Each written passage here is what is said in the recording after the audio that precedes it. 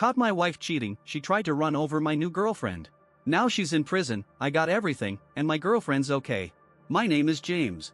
I am 36 years old, and I was married to Cassandra, who is 35, for 6 years. Our marriage was decent, not amazing, but not awful either. We had met online through Facebook, and things clicked early on.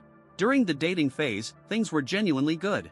I was cautious about who I got involved with since I grew up watching my father suffer under my mother's abuse. I never wanted that cycle to repeat in my own life. Nothing about Cassandra raised red flags at the time. So eventually, we tied the knot, and things seemed to be okay in the beginning. But after about 2 years, arguments became a regular thing, big ones, about once a month. It wore me out. Still, I kept trying.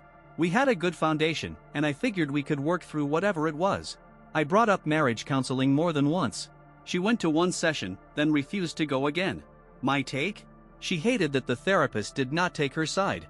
That was when I started seeing signs of a temper, something I had never noticed before.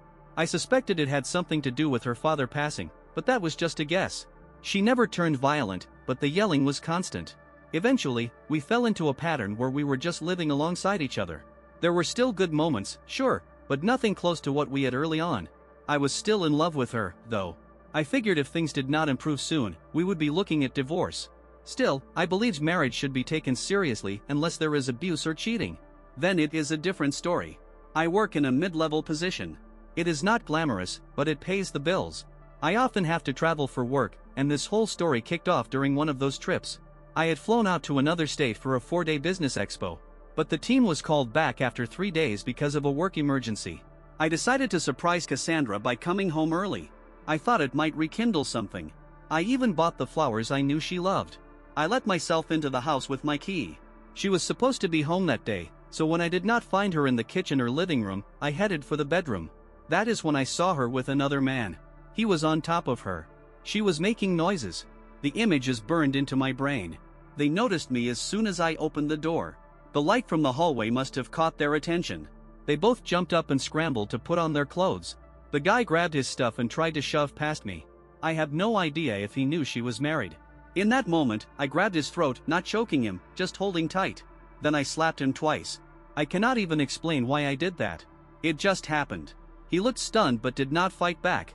I let go, and he rushed out. Then I turned to Cassandra. She was fumbling to put on her bra. I was frozen, furious, standing there with the flowers on the floor. She would not look at me. She kept getting dressed, silent. Then she said something I will never forget. "Why are you even back?" I could not believe it. I wanted to hit her so badly in that moment, but I just stood there, motionless. She muttered again, "You were not supposed to be back." And then she started blaming me. "You ruined this. If you had told me you were coming back, none of this would have happened. I asked you for an open relationship, and you said no. I have needs. I tried not to hurt you." At that point, I grabbed her by the shirt and raised my fist, but when I saw her face, I stopped. She looked terrified. I am not proud of that moment. Even knowing everything she did, I do not feel good about it. A dark part of me still wishes I had hit her, but I did not. As I walked away, she started yelling insults. She said I was not a real man. Said I made her sick. At the time, I did not understand why someone would provoke the man they just cheated on, who nearly struck them. Later, I realized she wanted me to hit her so she could press charges. I left the house. I knew I had to. I was one bad moment away from doing something I would regret. I crashed at my friend Mike's place. He listened to everything and told me straight up to get a divorce. I was hesitant, mainly because I made more money and did not want to be stuck with alimony. But he said if I had proof of her cheating, it could help lower any payments. The next day, Cassandra lost it. She sent me texts about how small I was, how much better her affair partner was in bed, all of that. Mike told me to screenshot everything. Smart move. About a minute after she sent the texts, I watched as they started disappearing. She unsent everything. Maybe she had a moment of clarity. After that, she just cursed me out, but avoided any talk of the cheating. Mike made me a few strong drinks, and I finally passed out. 2 weeks later, I hired a divorce lawyer I could afford and felt good about. He reviewed everything and said we had a strong case.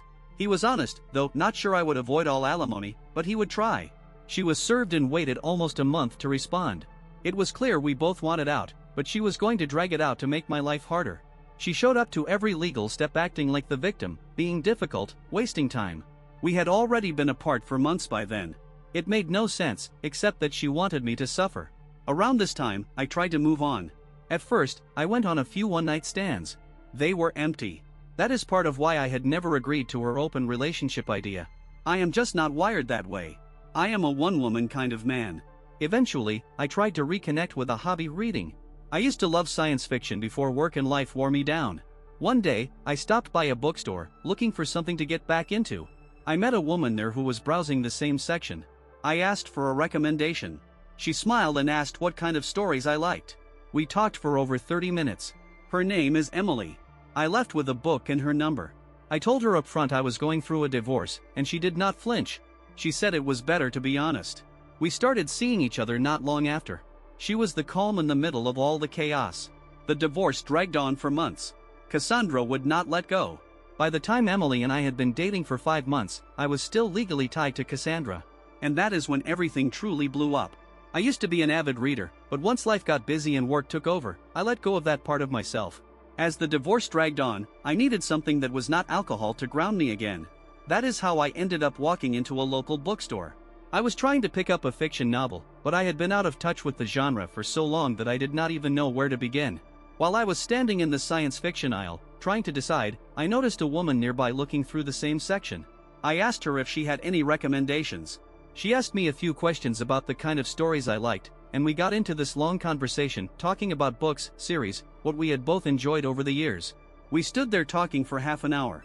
In the end, I picked up a book she recommended, and I asked for her phone number. She gave it to me. Her name was Emily. Thinking back on that moment still makes me smile. That simple conversation felt like the first real breath I had taken in months.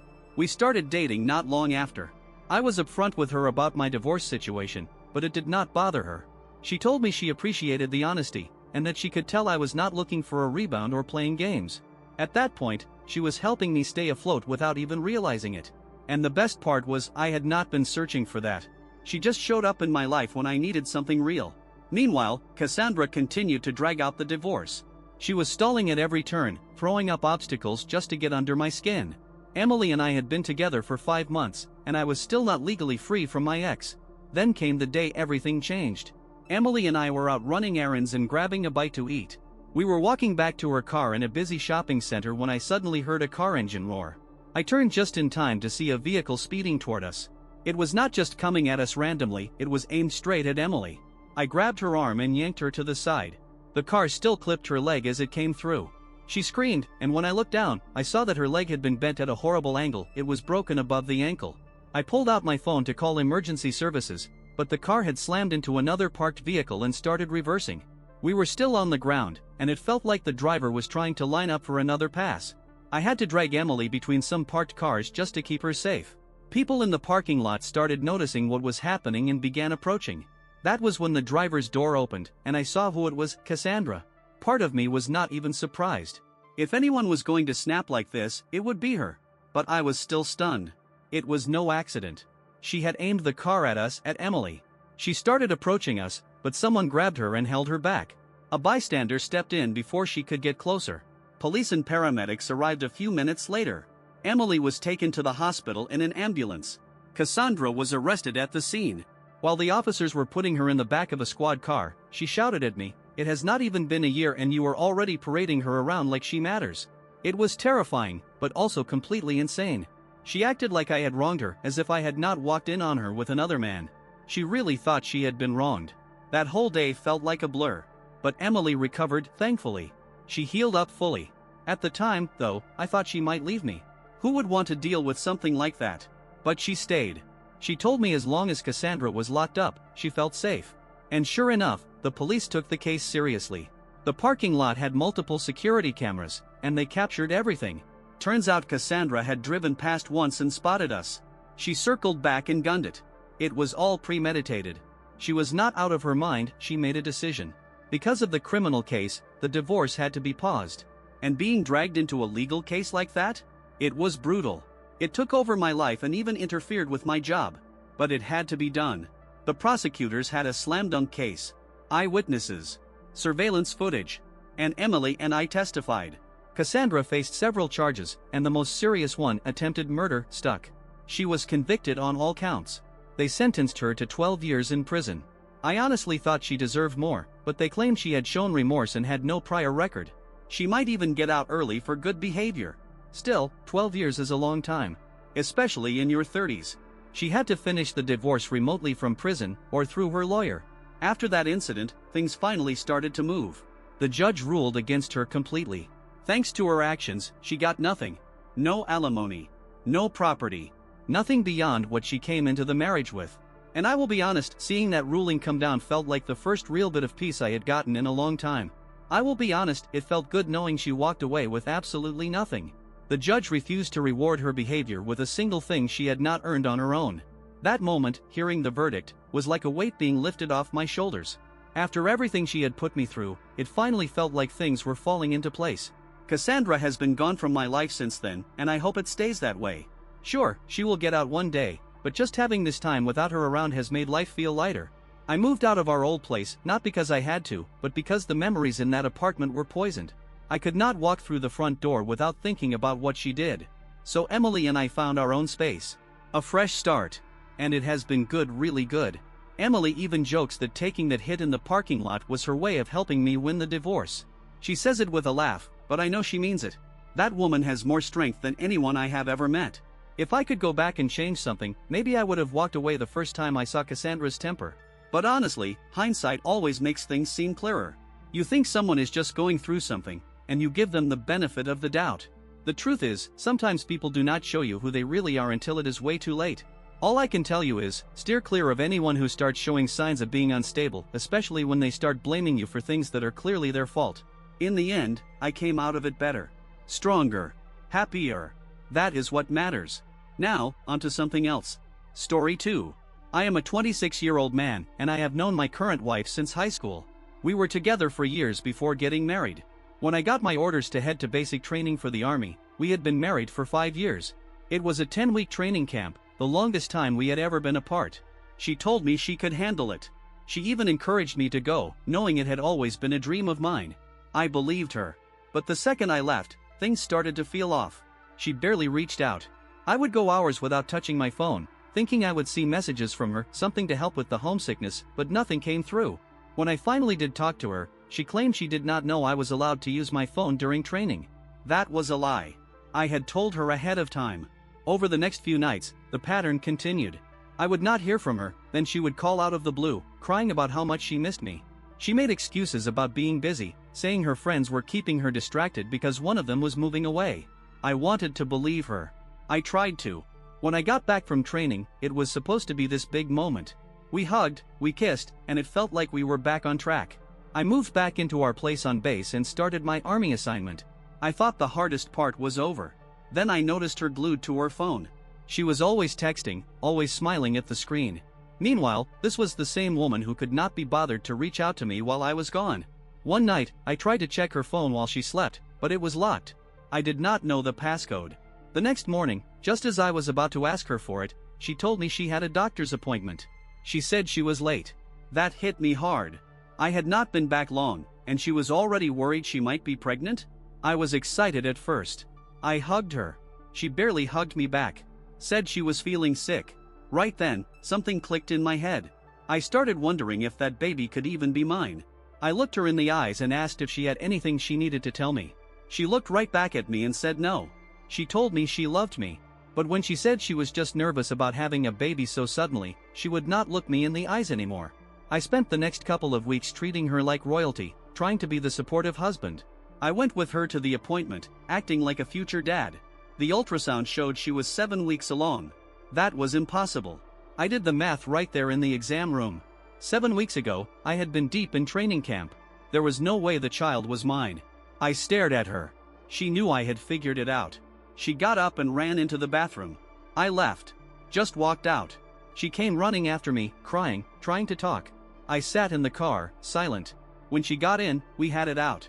I told her I knew she cheated while I was away. She confessed, crying the whole time. I told her to get out of my car.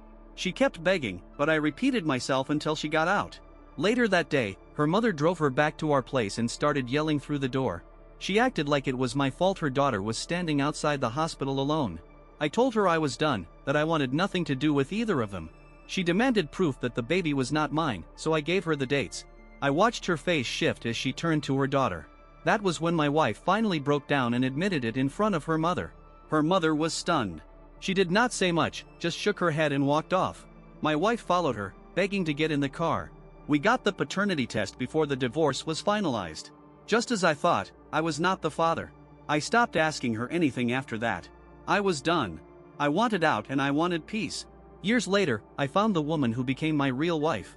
She is smart, kind, and not obsessed with attention. We live out on a farm, away from the mess. And while we are expecting our first child together, my ex-wife is pregnant again. Fourth child, fourth man. Her new boyfriend has only been around for 5 months, and he already let her and the kids move in. I do not think that will end well.